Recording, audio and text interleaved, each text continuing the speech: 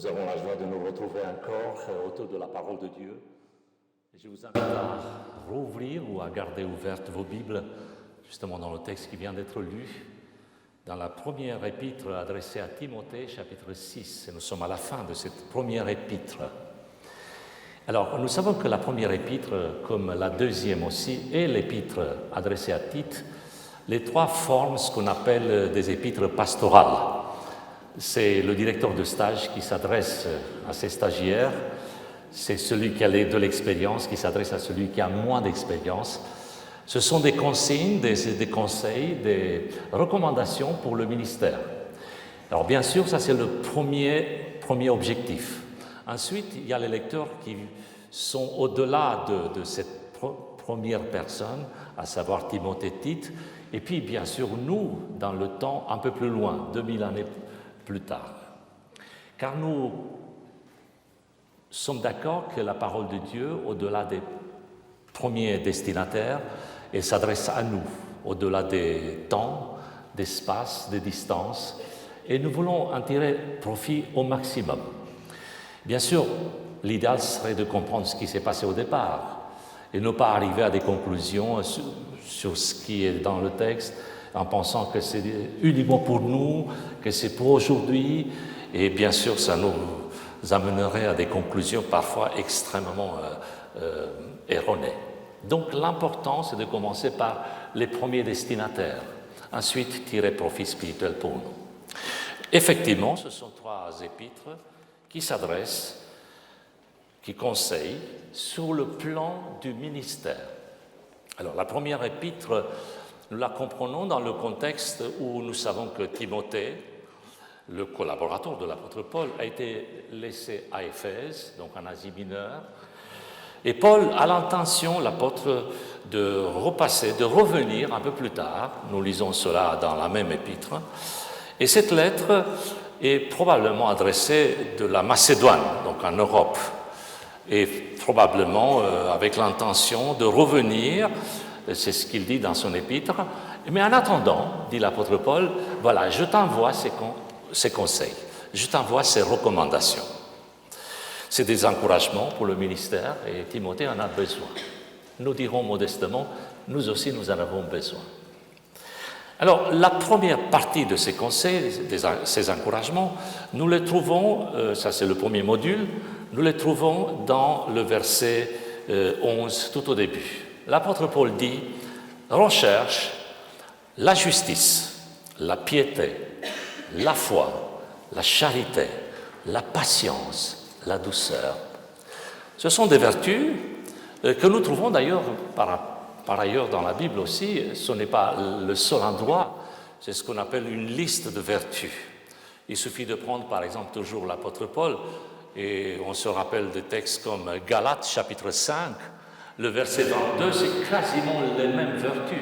Vous vous souvenez, il dit, le fruit de l'esprit, c'est quoi? C'est l'amour, c'est la joie, c'est la paix, la patience, la bonté, la générosité, la fidélité, l'espérance. Tout cela compose le fruit, pas les fruits, mais le fruit de l'esprit. Donc ne vous avisez pas de retirer une partie du fruit parce que le fruit ne sera pas complet. Donc il est important de garder le fruit dans sa totalité.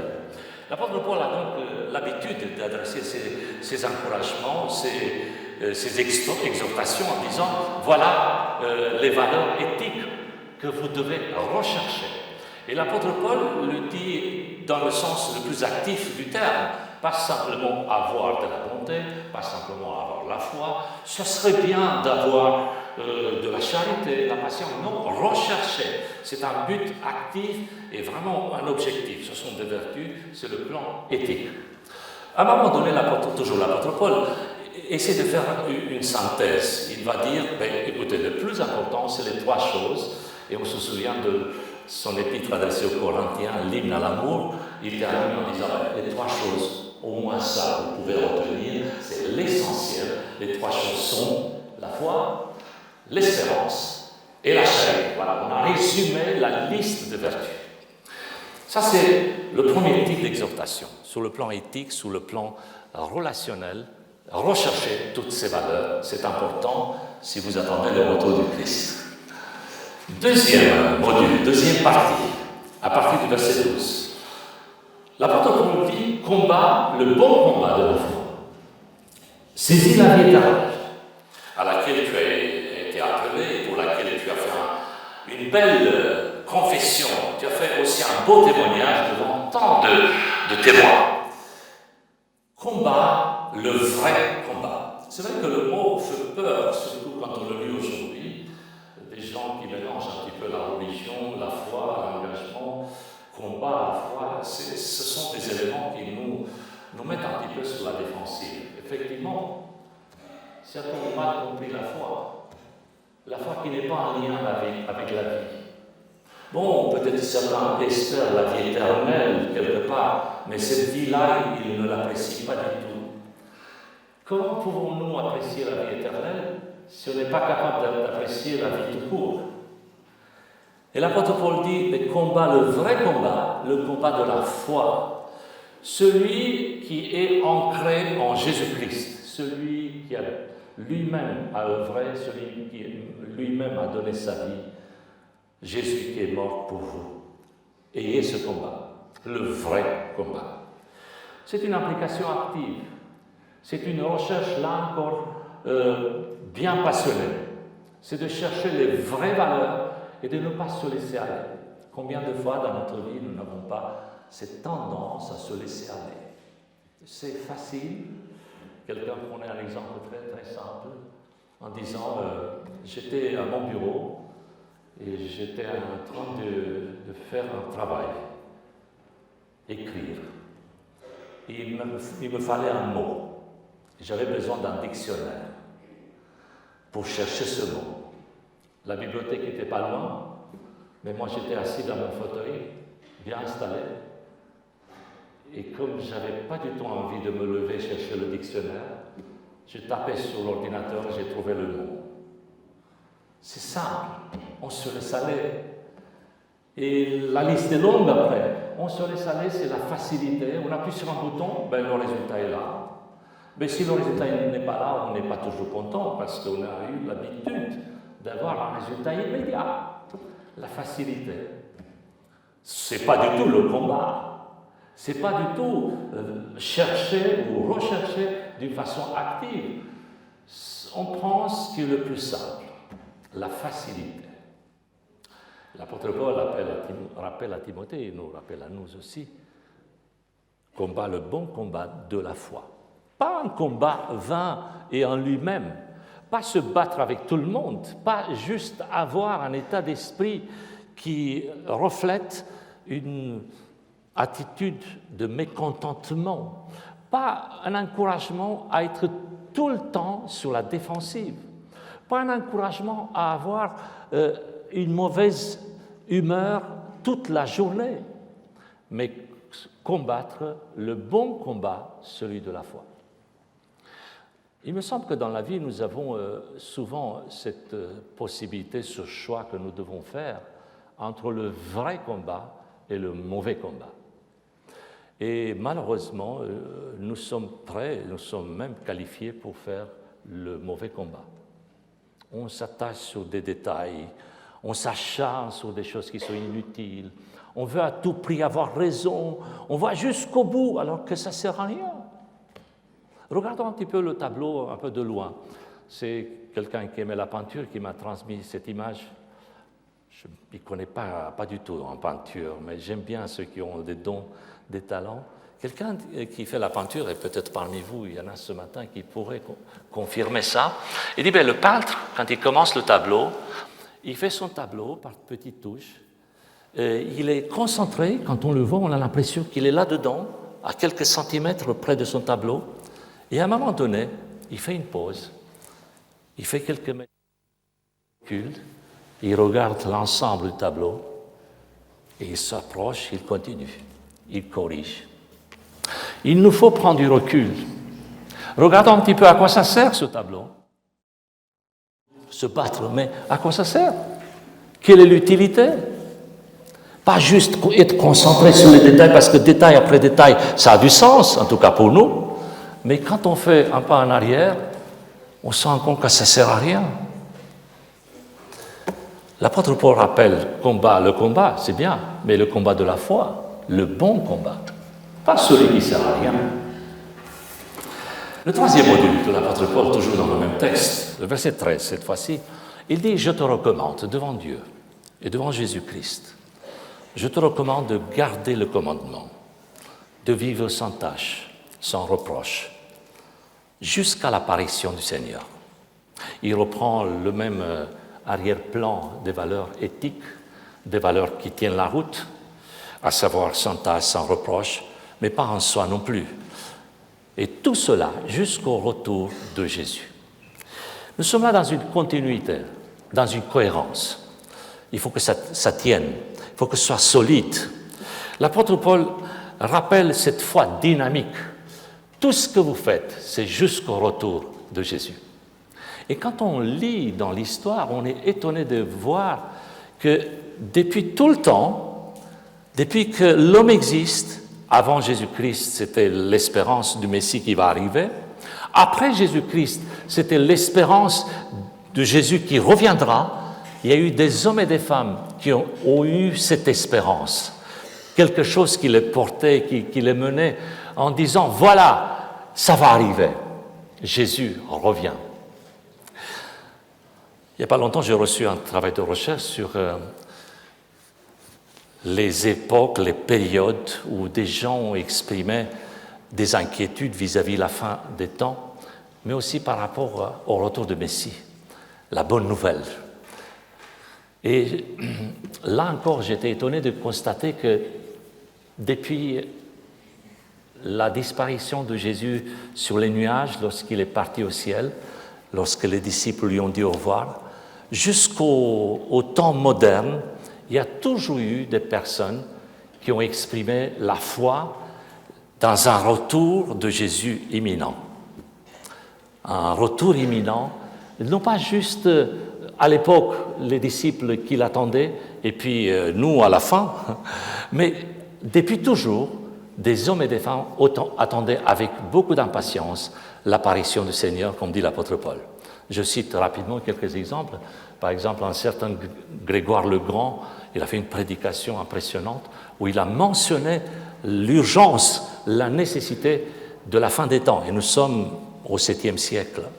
Plus tard, en Espagne, un autre penseur, Beatius, il disait « Attention, l'an 1000 approche, il y aura sûrement quelque chose d'intéressant. » Effectivement, autour de l'an 1000, il y a eu beaucoup d'effervescence, beaucoup de recherches vis-à-vis de ce sujet.